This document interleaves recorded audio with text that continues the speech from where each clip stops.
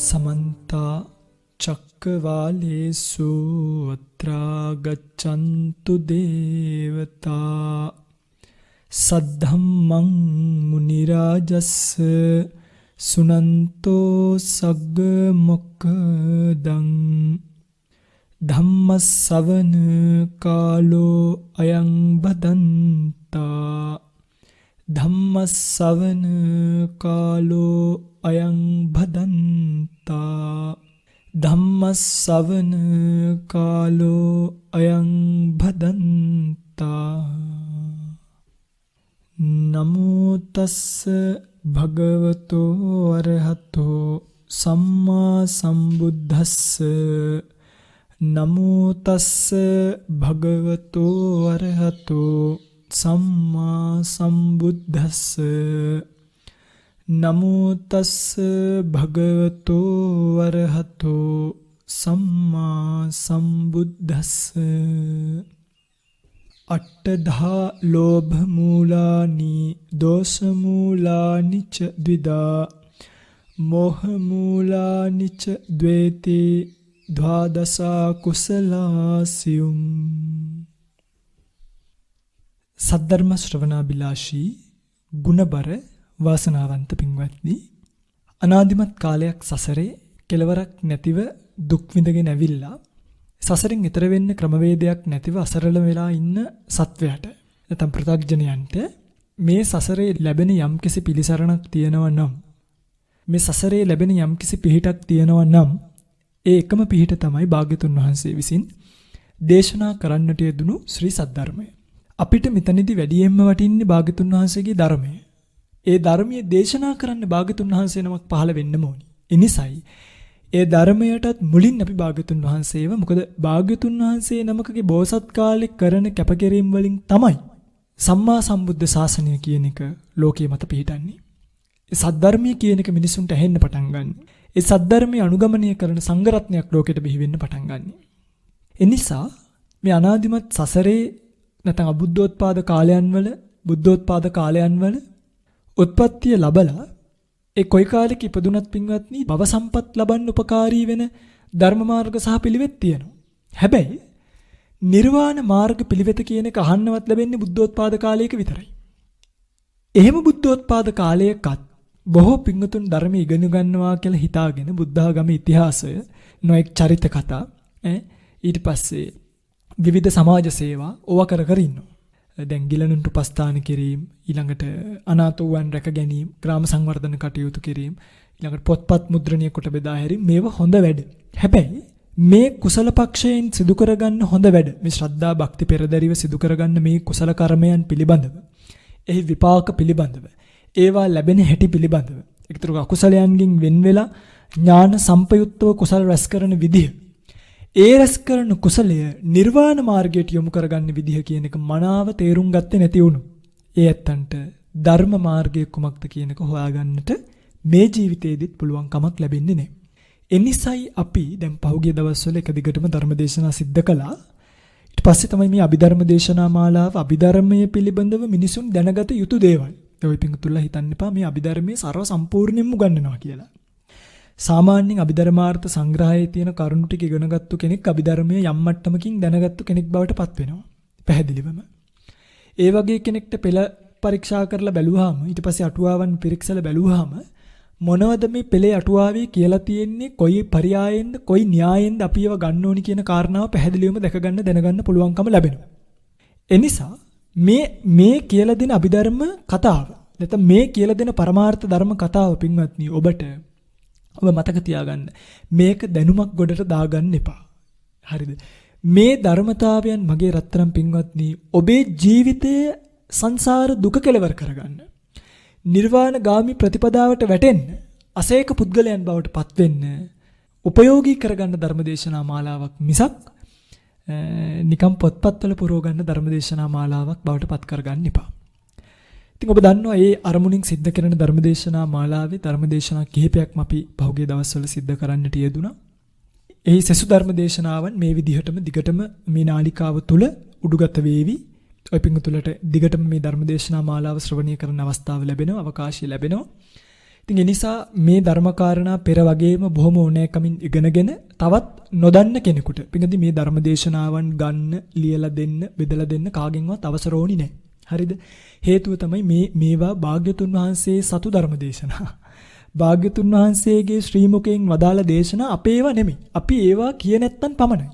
එනිසා එහෙම සිදු කරගෙන එන ධර්මදේශනා මාලාවේ අපි පහුගිය සතියේ ධර්මදේශනාවෙන් කතා කළා විචිකිච්ඡා චෛතසිකයත් චෛතසික වශයෙන් මේක ඉවර කළා.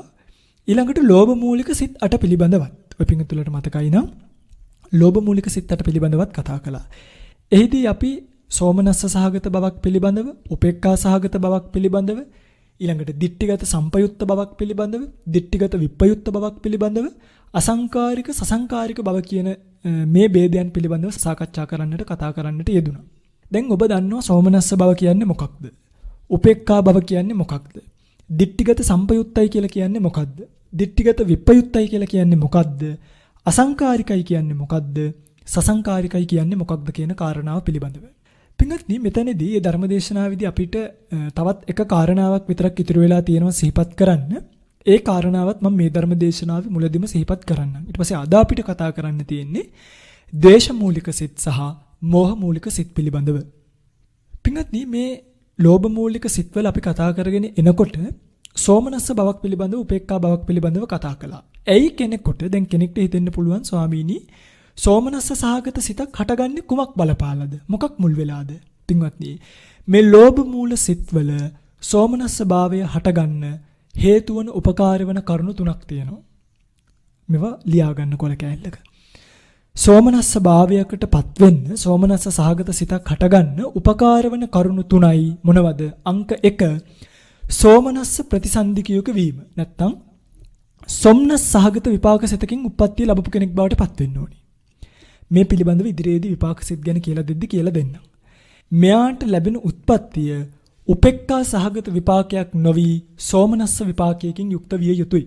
කියන උත්පත්තිය ලැබෙන හිතත් එක්ක තමයි පින්වත්නි එයාගේ අර සාමාන්‍යයෙන් දැන් සොම්නස් සහගත සිතින් උපදිච්ච කෙනෙක්ට ලෝභ මූලික සිතක් පහළ වෙනකොට ඒක සෝමනස්ස භාවයට පත්වීමේ අවකාශය වැඩි. එහෙම ඒක වෙන්න පුළුවන් එකක්. ඒකයි. දෙවෙනි එක තමයි මේ නොගැඹුරු අදහස් ඇති බව. ඒ කියන්නේ පිටින් සමහරු ඉන්නවනේ මේ ඒ කට්ටිය බොහොම ගැඹුරින් හිතන්නේ නැහැ. උඩින් පල්ලෙන් ඕන එකක් හිතලා ටක් ගාලා අර ගැඹුරින් හිතන්නේ නැති ස්වභාවය. ඒ ගැඹුරින් හිතන්නේ නැති ස්වභාවයත් ලෝභ මූලික සිතක් සෝමනස්ස භාවයට පත් කරන්න හේතුවක් වෙන්න පුළුවන්. මම කියලා දෙන්නම් ඇයි මෙහෙම වෙන්නේ කියලා. තුන්වෙනි කාරණාව තමයි Tamanට කිසිම ලෙඩක් දුකක් නැතිවීම. ඒ කියන්නේ දැන් වයසට ගිහිල්ලා නැති කෙනෙක්.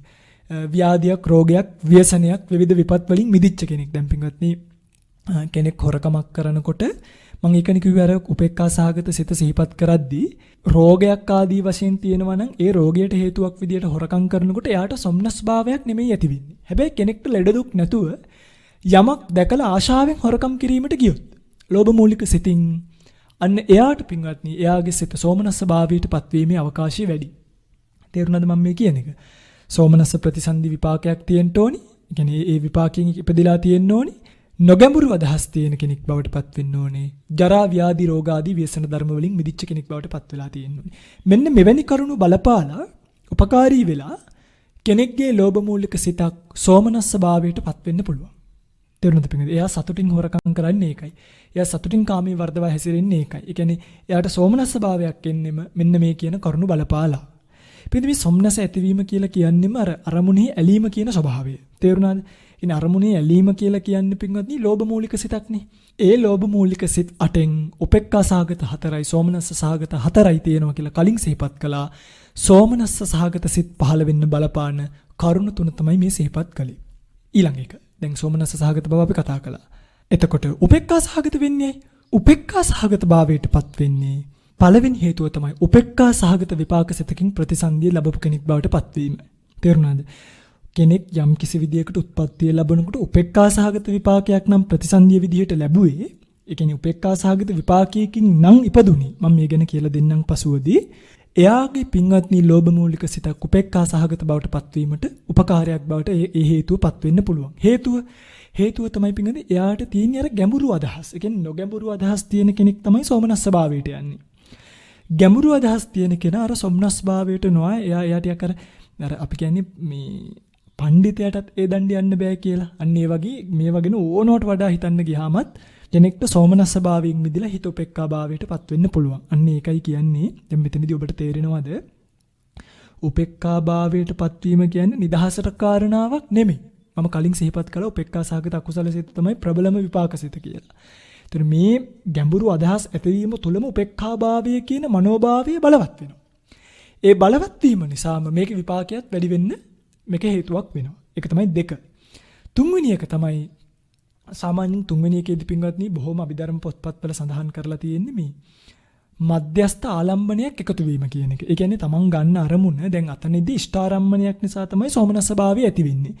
එතකොට අපි එතනදී 3ක් සිහිපත් කළානේ. තුන්වෙනි එක විදියට සිහිපත් කළේ රෝග ව්‍යසන ආදීන් මිදීම කියන එක. හැබැයි ඔතනට තව එකක් බලපානවා ඉෂ්ඨාරම්මණී කියන එක.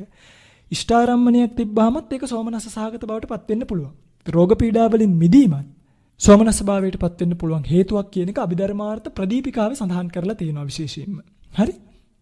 මෙතනදී තුන්වෙනි හේතුව විදිහට දක්වන උපේක්ඛා සහගත සිතක් ඇති වෙන්න මධ්‍යස්ථ ආලම්බනයක් එකතු වීම. මධ්‍යස්ථ ආලම්බනයක් එකතු වීම තුල පින්වත්නි එයාට සෝමනස්ස භාවයක් නෙමෙයි ඇති වෙන්නේ උපේක්ඛා භාවය කියන මනෝභාවයක්. ඉතින් මෙතනදී රෝග පීඩා තියෙන කෙනෙක්ට වුණත් පින්වත්නි සාමාන්‍යයෙන් මෙහෙමයි. දැන් මේ සිතේ විනිශ්චය අනිවාර්යෙන් රෝග පීඩාවක් තියෙනවා නම් එයාට උපේක්ඛා සහගතම එකක් ඇති වෙන්න ඕනි කියලා එකක් නැහැ. ඒ නිසා උපේක්ඛා සහගත එකක් ඇති වෙන්න බලපාන හේතුවක් තමයි මේ කියන්නේ. කෙනෙක්ට අර මං කලින් සිහිපත් කළා වගේ අසනීපයක් අමාරුවක් තියෙන කෙනෙක් හොරකමක් කරොත් එයාගේ හිත සෝමනස්සයට බැහැගන්නේ නැතුව උපේක්ඛා ස්වභාවයට බැහැගැනීමේ ස්වභාවයකුත් දකින්න මේ අභිධර්ම සමහර පොත්පත්වල පුළුවන් බව සිහිපත් කරලා දක්වලා දන්වලා තියෙනවා. ඔන්න ඔහම තමයි සෝමනස්ස සහගත හිතට සහ උපේක්ඛා සහගත හිතට බලපාන කරුණු.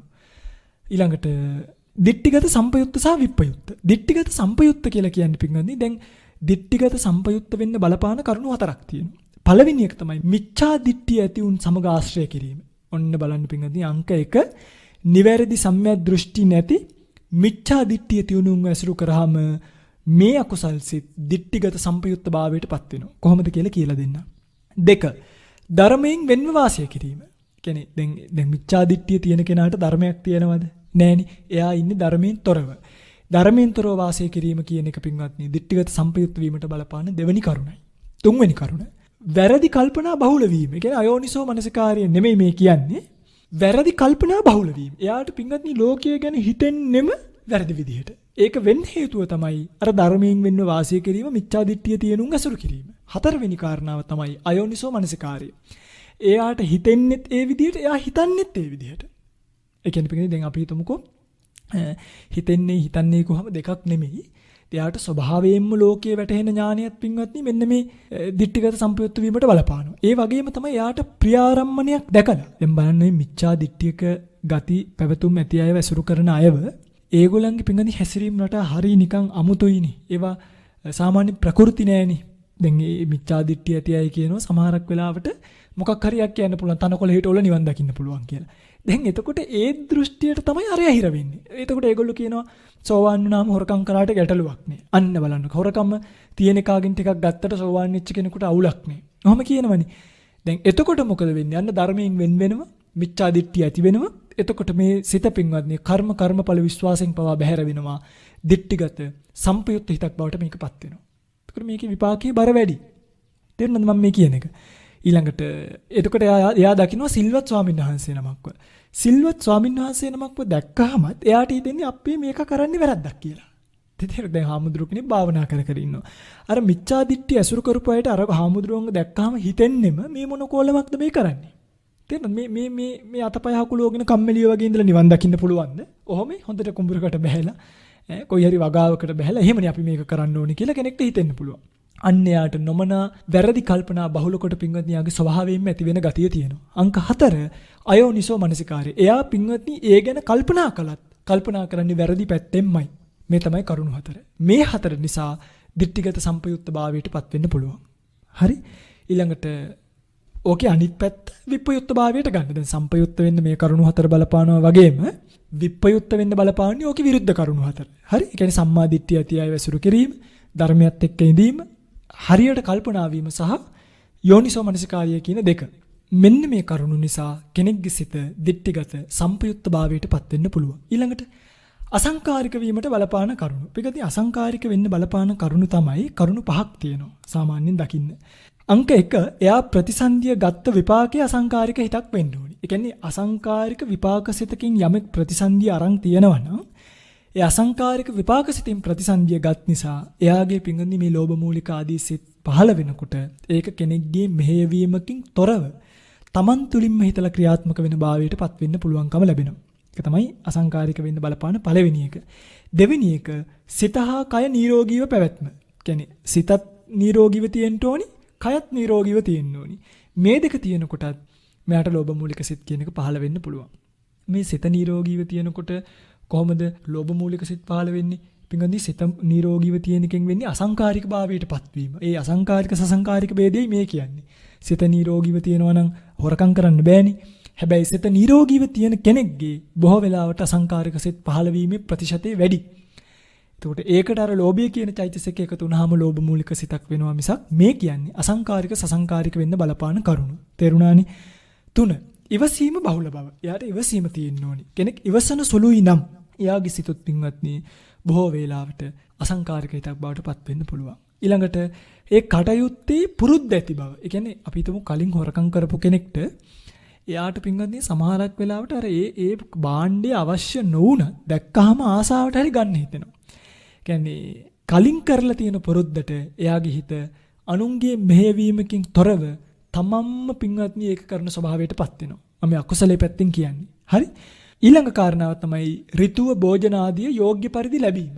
කියන්නේ දැන් හොරකම් කරන්න අවශ්‍ය කරන වස්තුව හොඳට තියෙනවා නම් ඒකට බලපාන විදිහට වටපිට පරිසරය සකස් වෙලා නම් එයාට මෙහෙයවීමකින් තොරවම අසංකාරිකව මේ අකුසලයේ සිද්ධ වෙන කාරණාවක් බවට පත් වෙන්න පුළුවන්. තේරුණා නේද? ඔන්න අසංකාරික වෙන්න බලපාන කරුණු 5. විපාක ප්‍රතිසන්දි අසංකාරික වෙන්න ඕනි. සිතකයි නිරෝගී පවතින්න ඕනි. ඉවසීම තියෙන්න ඕනි. කටයුත්තේ මනා පුරුද්දක් ඇති බව තියෙන්න ඕනි. ඍතුව සහ භෝජන ආදී යෝග්‍ය පරිදි ලැබෙන්න ඕනි. මෙන්න මේවා කරන කෙනෙක්ගේ සිත ලෝභ මූලික සිත අසංකාරික බවට පත් වෙන්න පුළුවන්. ඉතින් සසංකාරික වෙන්න ඕකේ අනිත් පැත්ත බලපානවා. පින්වත්නි මෙන්න මේ ලෝභ මූලික සිත් 8 අපි මේ විදිහට ඉගෙන ගත්තාම අපිට ආයිත් මේ ලෝභ මූලික සිත් 8 පිළිබඳව පින්වත්නි කතා කරන්න දෙයක් ඇත්තෙම නැති තරම්. තේරුණාද මම මේ කියන එක? එතකොට යම් කෙනෙක් දැන් ඔබ දන්නවනේ පින්වත්නි දස අකුසල් කියලා එකක් තියෙනවා. ඔය පින්වතුල අහලා තියෙනවනේ නේද? මොනවද? ප්‍රාණඝාත, අදත්තාදාන, කාමේසු මිච්ඡාචාර, මුසාවාද, පිසුනා වාච, පරුසා වාච, සම්පප්පලාප, අවිද්‍යා, ව්‍යාපාද, මිච්ඡාදිට්ඨි. නේද? මේවා ලියා ගන්න පින්වත්නි මේවා අපිට ඉදිරියේදී බොහොම උමනා වෙනවා. මොකද මේ අකුසල් සිත් වලින් කරන කර්මය තමයි මේවා. දස අකුසල කර්ම. මේවා තමයි කර්මපත බවට පත් වෙන්නේ. මේවා මම කියලා දෙන්නම්. කර්මපතයක් බවට පත් වුණාම තමයි පින්වත්නි මේ කර්මපතයෙන් තමයි ප්‍රතිසන්දි හිත් ලැබෙන්නේ. එතකොට කර්මපතයක් බවට පත් නොවිච්ච හිත් වලින් ලැබෙන්නේ ප්‍රවෘත්ති විපාක. ඉතින් මේවා දැනගෙන ඉඳීම පින්වත්නි අපිට මේ සාංශාරික ජීවිතේට පුදුම පිළිසරණක්. හරි? දස අකුසල කර්මයක්. දස අකුසල කර්මයෝ නම් ප්‍රාණඝාත, අදින්නාදාන, කාමේසු මිච්ඡාචාර, මුසාවාද, පිසුනා වාච, පරුසා වාච, සම්පප්පලාප, අවිජ්ජා, ව්‍යාපාද, මිච්ඡාදිට්ඨි කියන කරුණු 10. එපෙන්නේ ලෝභ මූලික සිතින් පින්වත්නි ඕවගෙන් 10ම කරන්න බෑ. ඒ කියන්නේ 3ක් වෙන්නේ නැහැ. වෙන්නේ මොනවද? දැන් ප්‍රාණඝාතය ලෝභ මූලික සිතින් කරන්න බෑ. තේරුණාද මම මේ කියන එක? ඊළඟට පරුසා වාචා කීම ලෝභ මූලික සිතින් කරන්න බෑ. ඊළඟට ව්‍යාපාද. මෙන්න මේ කියන කරුණු 3 හැර කෙනෙක්ට පින්වත්නි දැන් ඔබට තේරෙනවනේ ලෝභ මූලික සිතකින් ප්‍රාණඝාතය කරන්න බෑ. පරුස වචන කියන්නත් බෑ. ඒවට වෙනම ද්වේෂ මූලික සිත් පහළ වෙන්න ඕනේ. ව්‍යාපාදය කරන්නත් බෑ. එතකොට 10න් 3ක් ගියාම කීයක් ඉතුරු වෙනවද? 7යි. ඉතුරු 7ම ලෝභ මූලික සිත් වලින් කරන්න පුළුවන් ඒවා. කියන්නේ සොරකම, කාම මිත්‍යාචාරය, මුසාවාද, පිසුනා වාච, සම්පප්පලාප, අවිද්‍යා, මිච්ඡාදිට්ඨිය කියන 7ම ලෝභ මූලික සිතින් සිදු වෙන්න පුළුවන්. ඒිනුත් දැන් එතන 7ක් කිව්වනේ. මෙන්න මේ තුන මතක තියාගන්න. කාම මිත්‍යාචාරය, අවිද්‍යාව සහ මිච්ඡාදිට්ඨිය. මේ තුන පින්වත්නි ලෝභ මූල සිතකින් විතරමයි වෙන්නේ. වෙන කිසිම හිතකින් වෙන්නේ නැහැ. තේරුණාද? දැන් මේ 7ෙනුත් 3ක් සිද්ධ වෙන්න අනිවාර්යයෙන්ම ලෝභ මූලික සිත යෙදෙන්න ඕනි. ඉතුරු 4 පින්වත්නි අනිත් තව කියන්නේ ද්වේෂ මූලික සිත් වලින් වගේත් වෙන්නත් පුළුවන්. ඒක ඒ අවස්ථාවේදී කියන්න. මේ 7න් 3ක් නියතයි, 4ක් අනියතයි. 3 තමයි කාම මිත්‍යාචාරය, අවිද්‍යාව සහ මිච්ඡාදිට්ඨිය කියන 3. නියතයෙන්ම මේවා සිද්ධ කරන්නේ ලෝභ මූලික සිතකින් විතරමයි. හරිනේ? හරි. දැන් පින්වත්නි ඔන්න අපි ලෝභ මූලික සිත් ගැන කතා කරලා ඉවරයි. එතකොට මේ අකුසල් 3ට කියනවා ලෝභ මූල සිත් වලට නියත අකුසල් කියලා. අනිත් අකුසල් වලට කියන්නේ අනියත අකුසල් කියලා. නියත අකුසල් 3යි අනියත අකුසල් 4යි. ලෝභ මූලිකව සිද්ධ වෙන්න පුළුවන් කර්මපත සියල්ල 7ක් බවට පත් වෙනවා 3ක් අතහැරිලා. ලෝභ මූලික සිත පිළිබඳව වූ දැනගත යුතු වූ විග්‍රහය මෙතකින් ඉවරයි. ඔය තමයි ලෝභ මූලික සිත. මං හිතනවා මගේ පිංගුතුල්ලට මේ කියන එක තේරෙනවා ඇති කියලා. ඉතින් ඔබට මේක දැන් අපේ නාලිකාව හරහාම විකාශය වෙන නිසා ඔය පිංගුතුල්ලට මේක නැවත නැවත ශ්‍රවණය කරන්න පුළුවන්. තේරෙන්නේ නැත්නම් පිංගුවත්නි මේක නවත්තලා ලියාගෙන ආයි අහන්න තමයි ඔබට මේ ධර්මදේශනා ටික අපි මේ අන්තර්ජාලයේ තියන්නේ. ඒ නිසා ඔබ මේවා ශ්‍රවණය කරලා නැවත නැවත ලියාගෙන නැවත නැවත ශ්‍රවණය කරලා තමන්ගේ මතකයේ රඳවා ගන්නට ප්‍රායෝගික ජීවිතයට යොදා ගන්නට උත්සාහ කරන්න ඕනි. ඊළඟට අපි යනවා ද්වේෂ මූලික සිත් වලට. පිටින් ද්වේෂ මූලික සිත් දෙකයි තියෙන්නේ. මොනවද? දෝමනස්ස සහගත, පටිඝ සම්පයුක්ත, අසංකාරික හිත. දෝමනස්ස සහගත, පටිඝ සම්පයුක්ත, සසංකාරික හිත. දෝමනස්ස සහගත, පටිඝ සම්පයුක්ත, අසංකාරික හිතයි සසංකාරික හිතයි දෙකයි තියෙන්නේ. ලේසි.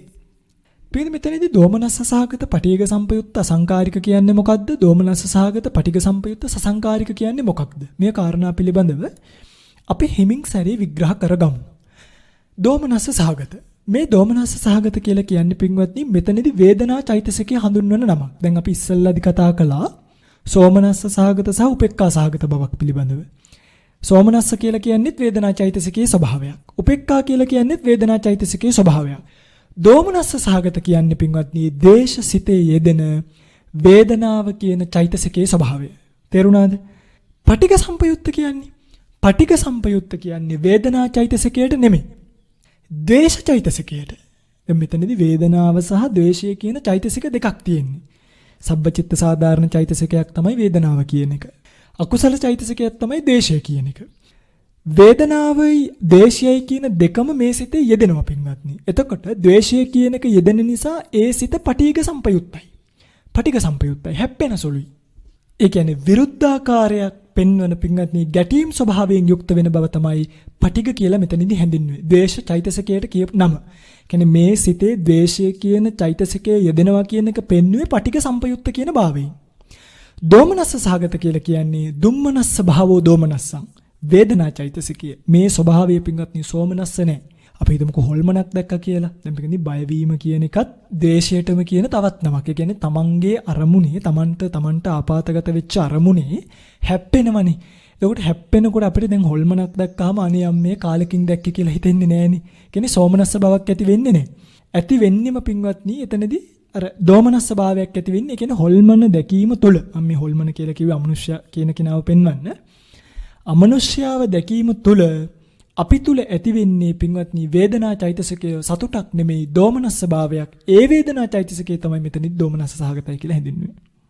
ඒ නිසාම මේ වටුවාවල පැහැදිලි කරනවා දෝමනස්සංච එත් අනිට්ඨානුභවන ලක්කණු. ඒ කියන්නේ මේ අනිෂ්ඨය අනුභව කරන ලක්ෂණය තමයි දෝමනස්සය කියලා කිව්වේ. වේදනා ස්කන්ධ පරියාපන්නෝ ඒකෝ ධම්මෝ. වේදනා ස්කන්ධයට වැටෙන ධර්මතාවයක්. ඇතුළත් වූ පරියාපන්නෝ කියන්නේ වේදනා ස්කන්ධයේ ඇතුළත් වූ ඒකෝ ධම්මෝ එක ධර්මයක්. පටිඝෝ චණ්ඩික්ක ස්වභාවෝ සංකාරක්ඛන්ධ පරියාපන්නෝ ඒකෝ ධම්මෝති. පටිඝය කියලා කියන්නේ චණ්ඩික්ක ස්වභාවෝ. අන්න ද්වේෂයේදී මතකද කිව්වා චණ්ඩික්ක ස්වභාවයක් තියෙනවා මේ දේශය කියලා. ඒක ඇති වෙන්නේ පින්වත්නි සංකාරක්ඛන්ධ. දේශය කියන එක ඇති වෙන්නේ අනිච්චෛතසික ගොඩේ නිසා තමයි සංස්කාර ස්කන්ධ ගොඩට මේක පරියාපන්නෝ ඇතුළත් වෙනවා කියන එක සිහිපත් කරලා තියෙන්නේ. එතකොට ඔබට මතකයි නම් මම මේ අසංකාරික සසංකාරික කියලා කියන්නේ තමන්ගේ මෙහෙවීමක් ඇතිව සහ තමන්ගේ මෙහෙවීමක් නැතිව යෙදෙන සිද්දක. මෙහෙවීමක් නැතිව යෙදෙනකොට අසංකාරික වෙනවා. මෙහෙවීමක් ඇතිව යෙදෙනකොට සසංකාරික භාවයට යනවා.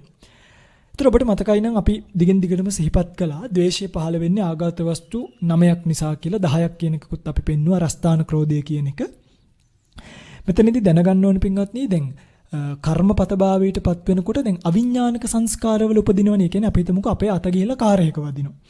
දැන් කාර්යක කියන්නේ සවිඥානිකයිද අවිඥානිකයිද? ඒක අවිඥානිකයිනේ. අන්නේ අවිඥානික වස්තුවේ හටගන්න ද්වේෂය කර්මපත භාවයට පත් වෙන්නේ නැහැ. ඒක සාමාන්‍ය ප්‍රවෘත්ති විපාක දෙන කර්මයක් බවට පත් වුණාට ප්‍රතිසන්දි විපාකයක් අරගෙන දෙන්නේ ඒක බලපාන්නේ නැහැ. අපේ ඇඟට මොකක් හරි අඹගෙඩියක් වැටෙනවා. අපි අඹගෙඩිය අල්ලලා පොලේ ගැහුවා කියලා ඒක නිසා අපි ගිහිල්ලා අපාය උපදින්නේ නැහැ. තේරෙනවද මම මේ කියන එක? ඒ හැබැයි ඒ ඇති වෙන ද්වේෂ සිත් වලට අනාගතේ ප්‍රවෘත්ති විපාකයක් පහළ වෙන්නේ. ඒ කියන්නේ අනිෂ්ඨාරම්මණයක් තමන්ගේ ඇහැ ගැටෙන්න, කැමති නැති අප්‍රියන් හා එක් වෙන්න වගේ ස්වභාවයක් හම්බ වෙන්න පුළුවන් ඉපදුනාට පස්සේ. එහෙම වෙන්න පුළුවන්. ඒතකොට කර්මපත සංඛ්‍යාවට වැටෙන්නේ පින්වත්නි සත්ත්ව ප්‍රඥප්තිය කෙරෙහි නැත්නම් සවිඥානික වස්තුන් කෙරෙහි ඇති වෙන ද්වේෂය විතරයි. ඒකයි ආඝාත වස්තු 9 සහ 10 කියලා දෙකක් පෙන්වුවේ. 9 තමයි පින්වත්නි ওই කර්මපත ගන්නට එන්නේ. 10 කියන එක රස්තාන ක්‍රෝධය කියන එක ගහක ගලක කකුල හැප්පුණාට වැස්සට බැන්න කියලා අවුවට බැන්න කියලා ඒක කර්මපත ගන්නට යන්නේ. ඒකයි නවාඝාත වස්තු කියලා වෙනම ප්‍රභේදයකුයි ආඝාත වස්තු 10ක් කියලා අස්ථාන ක්‍රෝධය කියන එක වෙනම ભેදයකුයි ධර්මයේ තුල දකින්න ලැබෙන්නේ. ඉතින් මේවා හොඳට දැනගත්තාම පින්වත්නි අපිට මේ ද්වේෂය ගැන දැන් ඔබ දන්නවනි සෑහෙන්න නේද? මේවා හිමින් සැරේ කල්පනා කරලා මනසිකාරය කරලා බලන්න. එතකොට පින්වත්නි මේ පටිඝසිත, ඒ කියන්නේ නැත්තම් මේ පටිඝ ස්වභාවය ඇති වෙන්න බලපාන හේතු කිහිපයක් තියෙනවා. එක් පළවෙනි එක තමයි ක්‍රෝධශීලී බව. නිතර තරහ ගන්න කෙනෙක් නම්. අපි එහෙම හිතමුකෝ. එයාන් පින්වත්නි පොඩි දෙයකටත් හැප්පෙනවා. අන්න එයාට දෝමනස්ස සහගත පටිඝ සම්පයුක්ත. ඒ කියන්නේ දේශය කියන එක පටිඝය කියන එක ඇති වෙන්න ක්‍රෝධශීලී භාවයේ හේතු වෙනවා. 2 අදූරදර්ශී බව. දුර දක්නා නුවණක් නෑ. දුර දක්නා නුවණ නැති නිසාත් එයාට යම් යම් අරමුණු ඔස්සේ ඒ කියන්නේ අස්ථානයි. දැන් මෙහෙම කිව්වහම ওই පිඟුතුලට තව ප්‍රශ්නයක් එනවා. සමහර විරුද්ධ විය යුතු තැන් එනවනේ. දැන් අපි හිතමුකෝ ධර්මයට කෙනෙක් හානි කරනවා. ඒ ධර්මයට හානි කරනකොට අපි විරුද්ධ වෙනකොට පින්වත්නි ඒක ගැටීමක් කියලා හිතන්න හොඳ නෑ. සමහරු ඉන්නවා තමන්ගේ බය පෙන්වන්න නැතුව. කියන්නේ දැන් සමහරු බයයි. මේවට කතා කරන දැන් සමහරු අපි හිතමුකෝ පින්වත්නි අධර්මවාදීන් පිරිසක් ධර්මයේ විනාශ කරනවා. ඒකට මේකට කතා කරන්නේ නැති බව දූරදර්ශී භාවයක් එහෙම නෙමෙයි. ඒ මොකක් හරි වෙන බයක්. නිවටකමක්. දැන් මොකද අපි දන්නවා කාකණ්ඩ පුත්‍ර යස මහරහතන් වහන්සේ අවිනයවාදීන්ගේ යම් යම් දේවල් දැකලා දසයකප වස්තු දැකලා ඒකට විරුද්ධ වුණානේ. දැන් ඒ අදූරදර්ශී බවින්ද දූරදර්ශී බවින්ද මේ ශාසනය ඉතුරු කරන්න ඕන කියන දූරදර්ශී බවින්. දැන් මෙතනදී යමෙක් මේකට කතා නොකරනවා නම් හොඳට මම මේ කියන එක තේරුම් ගන්න. යමෙක් මේකට කතා නොකරනවා නම් අන්න එයා මෙතනදී අදූරදර්ශී භාවයට පත් වෙනවා.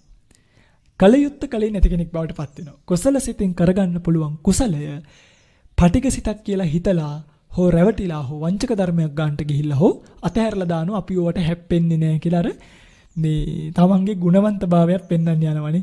දැන් අපි ඕවට හැප්පෙන්නේ අපි ඇලෙන්නෙත් ගැටෙන්නෙත් නැති අය. අන්න ඒක වංචක ධර්මයක් බවට පත් වෙලා අපායගාමී අකුසලයක් බවට පත් වෙන්න පුළුවන්. ඒවා වංචක ධර්ම බවට ගිහිල්ලා. ඒ නිසා ඔය හිතේ එකක් තියාගෙන කටින් එකක් කියන බොහෝ පිරිස් තමන් කුසල් කරනවා කියලා රැස් කරගන්න පින්වත්නි විශාල අකුසල්. සමේව හොඳට මතක තියාගන්න ඕනේ මේ මම මේක කිව්වේ පහුගිය දවස්වල වෙච්ච යම් යම් සංසිද්ධි කිහිපයකුත් මුල් කරගෙන පටිඝ සම්පයුක්ත භාවය කියලා කියන්නේ අදූරදර්ශී බව කියලා මෙතනදී කිව්වේ මේ නිකන් ධර්මයේ විකෘති කරනකොට විනය විකෘති කරනකොට ඒවට සද්ද නැතුව ඉන්නවා කියන එක එහෙම නෙමෙයි. ඒක ධර්මයේ තුල කිසිම වෙලාවක යහපත් දෙයක් කියලා විග්‍රහ කරන්නේ නැත. අපි ඒ ගැන පස්සේ ධර්ම සාකච්ඡාවකදී වගේ ඔබට අවස්ථාව ඉදිරියේදී ලබා දෙනවා අපිත් එක්ක සජීවීව ධර්ම සාකච්ඡා කරන්න. එවැනි අවස්ථාවවලදී මේ ප්‍රශ්න මතුවලා ආවොත් අපි මේව කතා කරමු. 2 අදූරදර්ශී බව. 3 මූඩ ස්වභාවයෙන් යුක්තයි. ඒ කියන්නේ එයා මෝඩයි. යමක් කමක් තේරුම් ගන්න බැරි කෙනෙක්. මූඩ ස්වභාවය කියලා කියන්නේ ඔය කියන දේ ඔලුවට යන්නේ නැති කෙනෙක්. අන්නේ කියන දේ ඔලුවට යන්නේ නැති අයත් නිතරම යටත් පටිඝ සම්පයුක්ත භාවය ඇති වෙන්න පුළුවන් එයාගේ මූඩ බව නිසා. 3යි. 4වෙනි එක තමයි අප්‍රිය වස්තුන් හා එක්වීම. ඒ කියන්නේ දැන් තමන් කැමති නැති දේවල්. කැමති දේවල් වල හැප්පෙන්නේ නැහැනේ අපි ගිහිල්ලා. හැබැයි අකමැති ආරම්මණයක් ආපු ගමන් අපි ගිහිල්ලා හැප්පෙනවා. එතකොට අප්‍රිය වස්තුන් තමන්ගේ ආපాతගත වීමට ආවොත් ඇහැට කනට නාසයට දිවට ශරීරයට මනසට ඒ වගේ තැන්වලදීත් පින්වත්නි බොහෝ වෙලාවට ඇති වෙන්නේ මෙන්න මේ කියන පටිඝ සම්පයුක්ත සිත්. ඕක තමයි දැන් අසංකාරික සසංකාරික කියන්නේ මොකද්ද දන්නව? පටිඝය කියන්නේ මොකද්ද දන්නව? දෝමනස්සය කියන්නේ මොකද්ද කියන එක දන්නව. පින්වත්නි මෙන්න මේ දේශ මූලික සිත් වලින් අකුසල කර්මපත වලින් කර්මපත 3ක් හැරලා. ඒ කියන්නේ කාම මිත්‍යාචාරය, අවිජ්ජා මිච්ඡා දිට්ඨිය කියන 3 හැරලා මේ දෝමනස්ස සහගත සිතින් සිදු කරන කර්මපත වශයෙන් ප්‍රාණඝාත, පරුෂ වචන, ව්‍යාපාද, අදින්නාදාන, මුෂාවාද, පිසුනාවාච, සම්ප්‍රප්පලාප කියන මේ 7 සිද්ධ වෙනවා. කිසිසේත්ම සිද්ධ වෙන්නේ නැහැ කාම මිත්‍යාචාරය. ඒක පින්වත්නි ලෝභ මූලික සිතකින්මයි සිද්ධ වෙන්නේ. ඒකට හේතු වෙන పూర్ව දේවල් අකුසල මූලික ද්වේෂ සහගත සිත් වෙන්න පුළුවන්. හැබැයි මේ යෙදෙන අවස්ථාව වෙනකොට කිසිම වෙලාවක මේක ද්වේෂ මූලික වෙන්නේ නිසකවම මේක ලෝභ මූලික වෙනවාමයි. ඊළඟට අවිද්‍යාව සහ මිච්ඡාදිට්ඨිය කියන 3 මේකට අභව්‍යයි. ඊටු 7ම මේකට භව්‍යයි. ඒ 7ෙනුත් ප්‍රාණඝාත, පරුෂ වචන, ව්‍යාපාද කියන 3 පින්වත්නි මේ ද්වේෂ මූලික සිතේ නියතයි. ඒ කියන්නේ දැන් අපි හිතමුකෝ ව්‍යාපාදයයි, ප්‍රාණඝාතයයි, පරුෂ වචනයි කියන 3 මේ තුන සිද්ධ කරනවා නම් සිද්ධ කරන්නෙම ද්වේෂමූලික සිතකින්. හරිද? ප්‍රාණඝාතය කියන්නේ පිඟුතුල දන්නව සතුන් මරණ එක. හෝ සත්ව හිංසා කිරීම. පරුස වචන කියන්නේ කෙනෙක්ට සැරපරුෂ විදියට කතා කරන එක. ව්‍යාපාදී කියලා කියන්නේ අනුන් නැසේවා කියලා හිතන ස්වභාවය. මේ තුන ද්වේෂමූලික සිතින්මයි සිද්ධ වෙන්නේ. හැබැයි සොරකම, බොරු කීම, කේලාම් කීම, සම්ප්‍රප්පලාප කියන එක පින්වත්නි මේකේ අනියතයි. ඒ කියන්නේ ඒක ලෝභ මූලික සිතින් උනත් කරන්න අර පුළුවන් කියන එක අපි කලින් සිහිපත් කරානේ. ඒව ලෝභ මූලික සිත් වලිනුත් කරන්න පුළුවන්. දැන් සොරකම් කිරීම කියන එක ද්වේෂ මූලයෙන්ුත් කරන්න පුළුවන්, ලෝභ මූලයෙන්ුත් කරන්න පුළුවන්. ආසාවෙන් ගන්නත් පුළුවන්, තරහින් ගන්නත් පුළුවන්. මේකට මේක තියෙන එක ඉන්නකො මම හොඳ වැඩක් කරන්නම් කියලා හොරකම් කරොත් එහෙම අර ඒක ද්වේෂ මූලික වෙයි හොරකම සිද්ධ වෙන්නේ. ඒ නිසායි මේකේ නියත කුසල් සහ අනියත කුසල් කියලා මේ අකුසල් කර්මපතේනොත් බෙදීමකට ලක් වෙලා තියෙන්නේ. අපි හිතමුකෝ දැන් ඔකට උදාහරණයක් මම මෙහෙම කියන්නම්. කෙනෙක්ට හිතෙනවා දැන් සතෙක්ගේ මස් කන්න ඕනි කියලා ලෝභ මූලික සිතක්. එතකොට ද සත්‍යය මරන්න එපැයි. ඒ සත්‍යය මරන්න කරන සියලුම උත්සාහය. කියන්නේ පීයක් අරගෙන ඒ පී අරගෙන ගිහලා සතාට ගහන එක මේ ඔක්කොම වෙන්නේ පින්වත්නි ද්වේෂ මූලික සිත් වලින්. සතාව කන්නේ ලෝභ මූලික සිත් වලින්. තේරුණානේ? එතකොට ප්‍රාණඝාත අකුසල කර්මපතය පටිඝ සිතින් තමයි සම්පූර්ණ භාවයටපත් වෙන්නේ කියලා සිහිපත් කරලා තියෙන්නේ ඒකයි.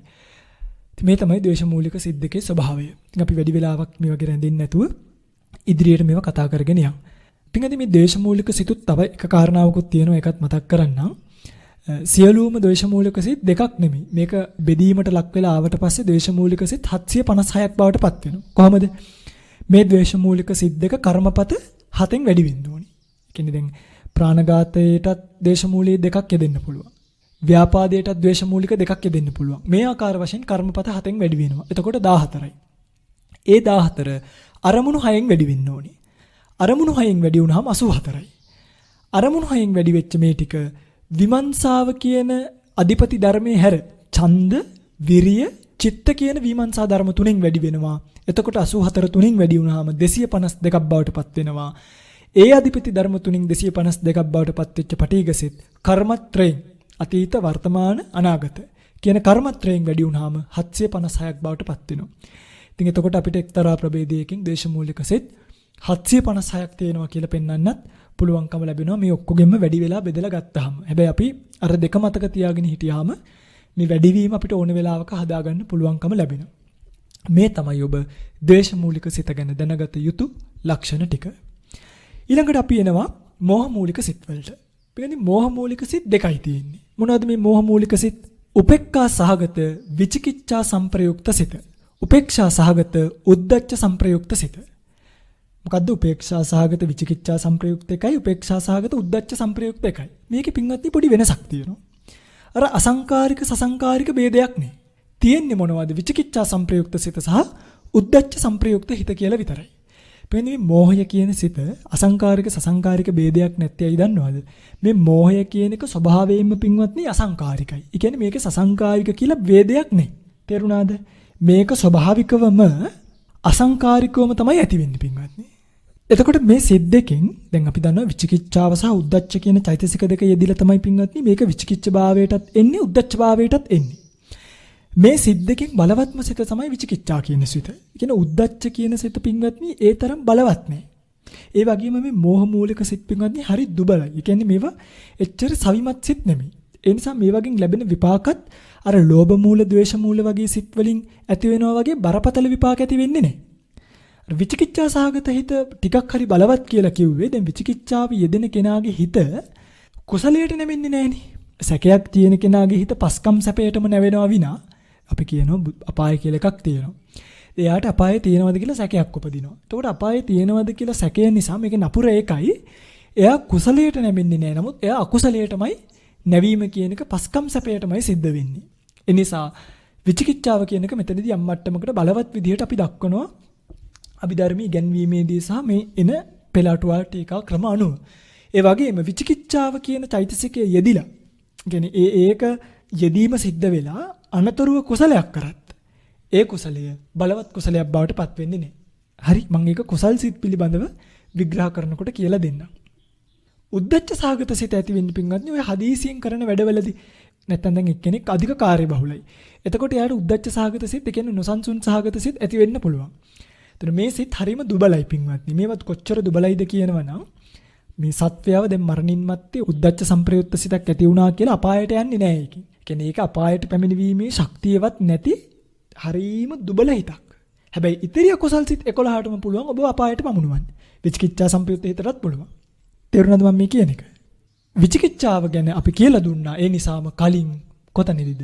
මීට කලින් ධර්මදේශනාවේදී විචිකිච්ඡාව කියන චෛතසිකේ බලන්න බුද්ධ ආදී 8 තැන් ගැන ඇති වෙන සැකය, ඒකාන්ත විචිකිච්ඡා, පටිරූපක විචිකිච්ඡා කියලා විවිධ ප්‍රභේදයන් වලින් අපි මේක දැක්කුවා. ඒ විචිකිච්ඡා වේදුනාව තමයි මේ හිත ඇති වෙන්නේ. උද්දච්ච සිත පිළිබඳව දැනගත යුත්තේ එච්චරයි. නමුත් මම තව කාරණාවක් මේ උද්දච්ච සිත ගැන කියලා දෙන්නම්. ඒ තමයි පින්වත්නි දැන් යම්කිසි අරමුණක් අරගෙන සිතක් ඉපදුනාට පස්සේ ඒ හිතේ භංගය නැත්නම් විනාශය දක්වාම ඒ අරමුණ අත්නොහැරලා තියාගන්නවනේ. ඒ කියන්නේ අරමුණේ එල්ලිලා ඉන්නවා. ඒකට කියනවා පින්වත්නි ඒකග්ගතා ශක්තිය කියලා. ඒ කියන්නේ ඒකග්ගතා කියන චෛතසිකය නිසා තමයි මම ඒක ඉදිරියේදී කියලා දෙනවා. කලබල ස්වභාවයක් නොමැතිව මේ ඒකාග්‍රතාවය පවතින්නේ. මේ ඒකාග්‍රතාවය වඩා වර්ධනය කරගන්න පුළුවන් වුණ කාලෙක සමාධිය ඇති කරගන්න පුළුවන්කම ලැබෙනවා. ඒ කියන්නේ සමාධිය කියලා කියන්නේ මේකෙම ප්‍රබල අවස්ථාවකට. තේරුණාද මම මේ කියන එක? හැබැයි චංචල වුණොත් යම් වෙලාවක සිත කියන්නේ උද්දච්ච භාවයේ යෙදුණොත් නොසන්සුන් භාවයේ යෙදුණොත් මොකද වෙන්නේ? අර ඒකග්ගතා කියන බලය හීන වෙනවා.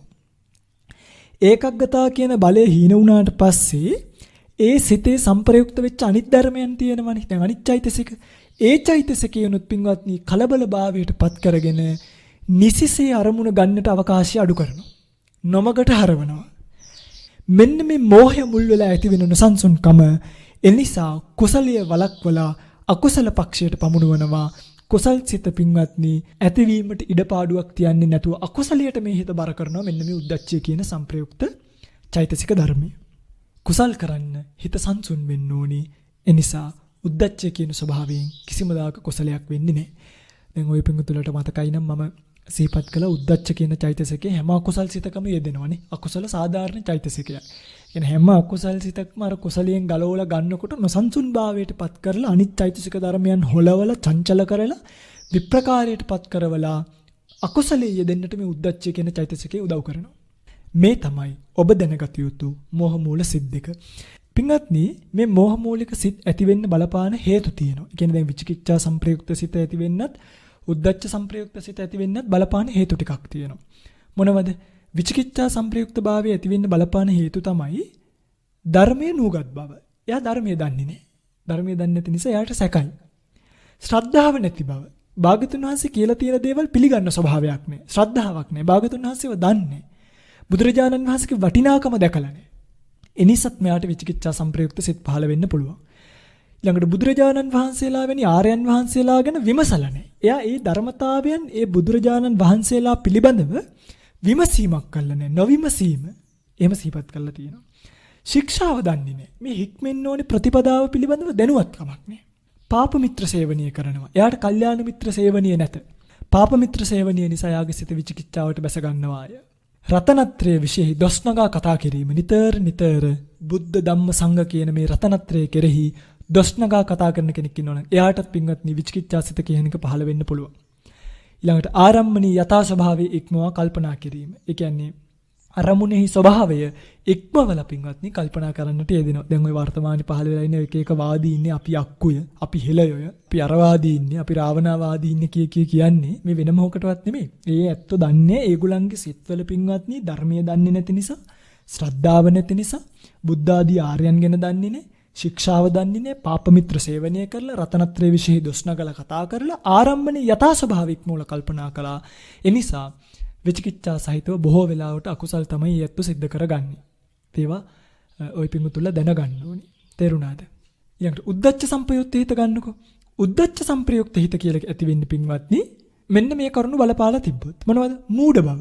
කෙනෙක් මෝඩයි. එයා නිතරම නොසන්සුන් වෙන්න පුළුවන් ඒ නිසා. යහපත අයහපත නිතර පරීක්ෂා නොකිරීම. කියන්නේ යාට යහපත අයහපත පිළිබඳව කල්පනාවක් නෑ, විමර්ශාවක් නෑ. ශික්ෂාව නොදැනීම. එයාට තියෙනවා ශික්ෂාව නොදැනීම කියන කාරණාව බලපාලා. ඊළඟට ගුණ වෘද්ධයන් ඇසුරු නොකිරීම. කවුද? ගුණ වෘද්ධයන්. මේ වෘද්ධයන් එහෙම නෙමෙයි. කියන්නේ මේ වයසට ගිහිල්ලා කෙස් පැහුණා කියලා ඇසුරු කරන්න කියලා එකක් මේකේ නෑ. ගුණ වෘද්ධයන්. ගුණ තියන අය ඇසුරු කරන්න ඕනේ පින්වත්. ගුණයෙන් වෘද්ධියටපත් වෙච්ච අය ඇසුරු කරාම එයාගේ සිත් නොසන්සුන් භාවයටපත් වෙන්නේ නෑ. තේරුණා? වෘද්ධයන් එහෙම නෙමෙයි. මේ කියන්නේ ගුණ වෘද්ධයන් ගැන. ඊළඟට පාප මිත්‍ර සේවනය. ඒ නිසාත් එයාට උද්දච්ච සහගත සිත් ඇති වෙන්න පුළුවන්. අයෝග්‍ය දේ පිළිබඳව නිතර කතා කිරීම. ඒ කියන්නේ මේ ශාසනයට අනුලොම් නැති, උවමනා නැති මාතෘකා පිළිබඳව නිතර කතා කරන කෙනෙක්ටත් උද්දච්ච සහගත සිත් ඇති වෙන්නට බලපාන්න පුළුවන්. ඊළඟට කයට සිතට දෙකට නිතර කරදර ඇති බව. කියන්නේ නිතර වැඩ ගොඩයි නම් සිත නිරෝගීමත් නැත්නම් එයාටත් පින්වත්නි නොයෙක් වෙලාවට මේ උද්දච්ච සහගත සිත් ඇති වෙන්න බලපාන්න පුළුවන්, හේතු වෙන්න පුළුවන්. මේ තමයි උද්දච්ච සහගත සිත් ඇති වෙන්න බලපාන හේතු. මේ මෝහ මූලික සිත් වලින් සිද්ධ වෙන විශේෂ කර්මපතයක් ගැන සිහිපත් කරලා නේ. නමුත් මෝහය කියන එක නිසා තමයි අකුසල් ධර්මයන් සිදු කරන්නට වෙසසින්ම උපකාරයක් ලැබෙන්නේ. කියන්නේ මෝහය කියන්නේ අවිද්‍යාවනේ. කියන්නේ නොදැනීම. ඒ අවිද්‍යාව නොදැනීම කියන අකුසල් සිත් මුල් වෙලා තමයි එයාලා පින්වත්නි අකුසලයට යෙදෙන්නේ. ලෝභ මූලිකව හෝ දේශ මූලිකව යම් අකුසලයක් කරනවා නම් මෝහය කියනක මුල් වෙලා. දැන් මේ මෝහය කියන චෛතසිකය සෑම අකුසල සිතකම අනිවාර්යයෙන්ම යෙදිලා තියෙනවා. කියන්නේ මේවා යෙදුනට පස්සේ වෙන්නේ මගේ පින්වත්නි ඒ යෙදීම නිසා සිද්ධ කරන කාය කර්මයේ, වචී කර්මයේ, මනෝ කර්මයේ අකුසල සංස්කාරයක් බවට පත් වෙනවා. ඒ කර්මයේ විපාක භාවයට එනවා අනාගත ජීවිතවලදී හෝ මේ ජීවිතේම අනාගතයේදී. එහෙම තමයි අකුසල් සිත් පිළිබඳව විග්‍රහය ශාසනය දකින්න ලැබෙන්නේ. මං හිතනවා මගේ පින්වතුන්ලට මේක අමාරුත් ඇති. කියන්නේ දැන් ද්වේෂයි, මෝහයි ඔක්කොම එකට නෙමෙයි ඇහෙන්නේ. පින්වත්නි අපි මේක හිමින් ඉගෙන ගමු. මං කොටසින් කොටස මේ විදිහට මේ ධර්මදේශනා ටික යොමු කරන්නම්. අද ඔබ ඉගෙන ගත්ත ද්වේෂ මූලික සිත් සහ මෝහ මූලික සිත් පිළිබඳවත්, ලෝභ මූලික සිත් වල වඩා වැඩි විස්තරත් ඔය පින්වතුන්ලා දැන් ඉගෙනගෙන ඉවරයි. පින්වත්නි මේ අභිධර්ම ඉගෙනීමේදී දැන් පින්වත්නි ඔය පින්වතුන්ලා හිතන්න එපා පොතක් පෙරලලා ගත්තාම මේ ඔක්කොම ටික මෙහෙම ඉගෙන ගන්න පුළුවන් වෙයි කියලා. දැන් සමහර අපි මේ කාරණා කියන්නේ පළවෙනි පිටුවේ තියෙන දැන් අභිධර්ම මාර්ගයේ පොත ගන්නකො. අභිධර්ම මාර්ගයේ පොත ගත්තාම අකුසල් සිත් පිළිබඳව මුල තියෙනවා. හැබැයි දස අකුසල කර්මපත ගැන තියෙන්නේ පොතේ අවසානෙට. අභිධර්මාර්ථ සංග්‍රහ, අභිධර්ම ප්‍රකාශ වැනි පොත්වල පොතේ අවසානෙට තමයි තියෙන්නේ මොනවද? මේ කර්මපත ආදී විස්තර කරලා. ඉතින් අපි ඒ කරුණු මෙතනට ගෙනල්ලා මේක ඔබට පැහැදිලි කරන්නේ මේ කියන කාරණාව හරියටම ඔලුවට යන්න. ඊළඟට චෛතසික තියෙන්නේ අපිට තව සෑහෙන්න එහා. හැබැයි අපි චෛතසික මුලින්ම කියලා දීලා මේ පාඩම පටන් ගත්තේ මේක ඔබේ ඔලුවට වැටෙන්න ඕනේ නිසා. ඔන්න බලන්න දැන් ඔබට තේරෙනවා ඒ අකුසල චෛතසික මේ සිත් වලට සංප්‍රයෝග වෙන්නේ කොහොමද කියලා පවා. නමුත් මේ ධර්ම දේශනාවේදී මම අකුසල සංප්‍රයෝගය ගැන කියන්න යන්නේ නැහැ. මොකද මම ඒක වෙනම කොටසක් විදිහට, පුංචි කොටසක් විදිහට මෙතනට යොමු කරන්නම් ධර්ම දේශනාවක් විදිහටම. එතකොට ඔබට පුළුවන් වෙයි අකුසල සිත්වල අකුසල චෛතසික සංප්‍රයෝගය කොහොමද සිද්ධ වෙන්නේ කියලා දැනගන්න. අපි මේක හොඳට දැනගත්තට පස්සේ මේ අකුසල සිත් වලින් ලැබෙන විපාක මොනවද? ඒ විපාක එක්ක ඒවා කර්මපත බවට පත් වෙන්නේ කොහොමද? ඒ කර්මපත වලින් උත්පත්තියක් ලැබෙන්නේ කොහොමද? උත්පත්තිය ලැබුණට පස්සේ කායිකව මානසිකව දුක් පීඩා අප්‍රියයන් හා එක් වෙන්න ප්‍රියයන්ගෙන් වෙන්වීම ආදී ලැබෙන්නේ කොහොමද කියන එක ගැන අපි කතා කරාම අකුසලයේ පිළිබඳව ඉගෙන ගන්න ඕනි. සියල්ල අපි ඉගෙනගෙන ඉවරයි. මේ තමයි ඔබට නිර්වාණයට අවශ්‍ය කරන පරමාර්ථ ධර්මය. ඒ නිසා මම හිතනවා ඔබට ප්‍රශ්න තියෙනවා නම් මගේ පින්වත්නි මේ යට කියන්නේ මේ වීඩියෝ එක තියෙන තැනම යට කමෙන්ට් සෙක්ෂන් වල ඔබට පුළුවන් අපිට ප්‍රශ්න විදියට ඉදිරිපත් කරන්න. එහෙමත් නැත්නම් ඔබට පුළුවන් මුහුණු පොතේ තියෙනවා දහම් ගැටලු කියලා අපි Facebook group එකක් මුහුණු පොතේ group එකක් හදලා තියෙනවා. දහම් ගැටලු කියලා. ඒ දහම් ගැටලු කියන group එක හරහත් ඔබට යම්කිසි ගැටලුවක් තියෙනවා නම් අපිට ඉදිරිපත් කරන්න පුළුවන්. එතකොට කාල වේලාව තියෙන පරිදි අපි මේ සෑම ප්‍රශ්නයකටම පිළිතුරක් තියන්න ඔබට එන ඕනම ගැටලුවකදී අපි පිළිතුරක් තියන්න බලාපොරොත්තු වෙනවා. ඉතින් පිටින් දුරකථන ඇමතුම් වලින් නම් ඒක කරන්න පුළුවන් වැඩක් නෙමෙයි. ඒ නිසා දුරකථන ඇමතුම් වලින් ඒක කරනවට වඩා ඔබට බොහොම පහසු වැඩේ තමයි මේ ධර්ම දේශනාව අහන තැන කමෙන්ට් සෙක්ෂන් වල හරි මුහුණු පොතේ කණ්ඩායමට ඇවිල්ලා දහම් ගැටලු කියන කණ්ඩායමට ඇවිල්ලා එතනින් හරි අපෙන් යොමු කරලා අහන එක. මොකද එතකොට අපි ඒකට විස්තර සහිතව පිළිතුරක් තියන්න අපිට පුළුවන්කම ලැබෙන නිසා. ඒ කාරණාවන් සිහිපත් කළමින් අද දවසේ මේ සිද්ධ කරපු ධර්ම දේශනාවේ විග්‍රහය මෙතනින් අවසන් කරනවා. ප්‍රාර්ථනා කරන හැම දිනෙකටම ප්‍රාර්ථනීය බෝධියකින් උතුම් නිර්වාණ ධාතුව සුවසේම සාක්ෂාත් කරගන්න මේ ධර්ම ශ්‍රවණමය කුසලයේ හේතු වේවා, පාරමී වේවා කියලා කවුරුත් සාදු කියලා ප්‍රාර්ථනාවක් ඇති කරගන්න. ඒ වගේම සියලුම දෙවියන් මෙපින් අනුමෝදන් වේවා, දෙව්ලොව සැනසෙත්වා, දෙවියන්ද ප්‍රාර්ථනීය බෝධියකින් උතුම් නිවනින් නිවේවා කියලා කවුරුත් ප්‍රාර්ථනාවක් ඇති කරගන්න. ආකාසට්ටාච බුම්මට්ඨා දේවා නාග මහිද්దికා පුඤ්ඤන්තං අනුමෝදිත්වා චිරං රක්칸තු ශාසනං. ආකාසට්ටාච බුම්මට්ඨා දේවා නාග මහිද්దికා පුඤ්ඤන්තං අනුමෝදිත්වා චිරං රක්칸තු දේශනං ආකාසට්ටාච බුම්මට්ඨා දේවා නාග මහිද්దికා පුඤ්ඤන්තං අනුමෝදිත්වා චිරං රක්칸තු මං පරන්ති.